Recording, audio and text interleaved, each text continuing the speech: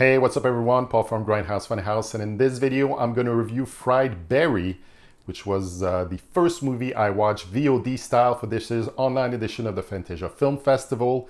My goal is to review about half a dozen movies. Will I actually get there is another story, but let's start with Fried Berry, who's a no-good-for-nothing, lousy dad slash husband and heroin junkie that gets lifted up into a spaceship, probed every which ways by an alien who hijacks his body and goes back down to Earth as we see the alien through Barry experience Cape Town in all its glorious excess of drugs, sex, and violence. Fried Berry first started up as a 4-minute short, which you can watch on YouTube, that came out in 2017 from first-time South African-based director Ryan Kruger.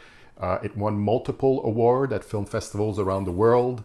Ryan has acted in a lot of things, but also directed a ton of music videos for South African heavy metal bands and done a few experimental shorts, which definitely gives Fried Berry its in-your-face look and feel. This sci-fi horror flick is not your conventional alien comes to Earth as a human to experience our existence movie. We're not in Starman territory here. This alien wants to party it up in Cape Town, which is a good place as any. We only get about 10 minutes of what Barry is actually like in real life, and then he's beamed up, and we see penetrations, plural, done by the alien, one that's particularly cringeworthy, and we're off and running. We see Alien Barry getting laid a lot. I mean, taking them to the bone zone, and it's like he oozes charm. Alien Barry got no game, he's just there, and they come to him, so we go along for it for the sake of the movie. Until a really fucked up scene where Alien Barry spread his seed into one of those hookups, which leads to a terrifying yet farcical event that will get tied up towards the end of the movie.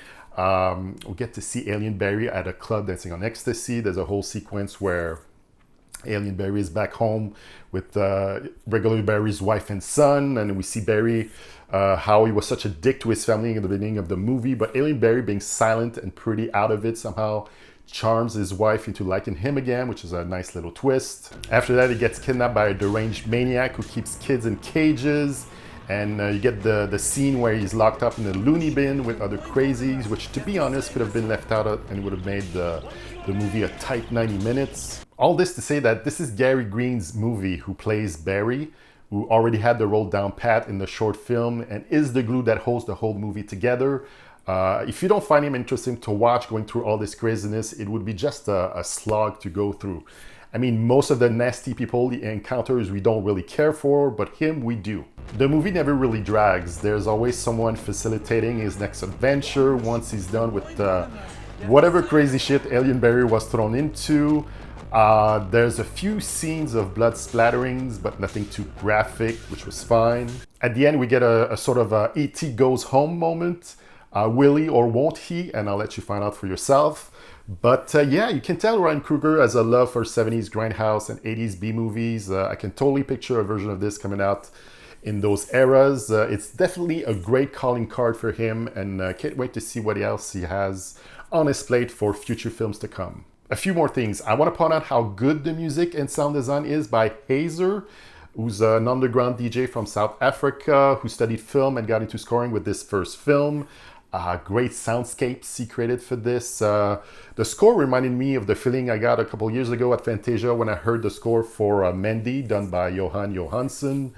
So far, this is my favorite soundtrack of the year. Hopefully, a vinyl release will come out eventually. And when I was telling you about his love of B-movies and grindhouse films, we have an homage to it with the old school driving ratings announcement at the beginning of the movie, and an intermission with words flashing on the screen like candy, sodas, hot dogs in a 2001 Space Odyssey-like vortex, which I thought was spot on, and we should definitely see more of that in movies of that ilk. So, would I recommend Fried Berry? Very much so. Good pacing, great visuals. I'm guessing they didn't have much in ways of budget for the special effects, but they handled themselves quite well. I could see it as a love it or hate it, no middle ground feeling going for it. Although I had in mind before watching it that they would really push the envelope to a crazy level when it came to the sex, drugs, and violence portrayed in the movie. But it's pretty much standard fare. Like I said, love the score. Hazer is definitely on my radar now for his future film scorings. And Gary Green as Barry, an odd-looking fella that portrayed Bastard Barry and Alien Barry in equal greatness. It's just fun to watch, and I can't wait to see what him and director Ryan Kruger does next. I'm giving it 7.5 Jeff Bridges in Starman out of 10. So that was my review for Fried Barry. If you like this, please like, share, and subscribe. Check me out on Instagram at Grindhouse Funhouse, where I post on the daily. I'm on Reddit now at Grindhouse Funhouse, where I'll share news of the day, special events coming up, new Blu-ray announcements, all that good stuff, so go check that out. In the comment section below, let me know your thoughts on Fried Barry. What did you think of it? More Fantasia 2020 movie reviews in the works, so come back soon. Thank you for watching, and I'll say to you, ciao bye for now.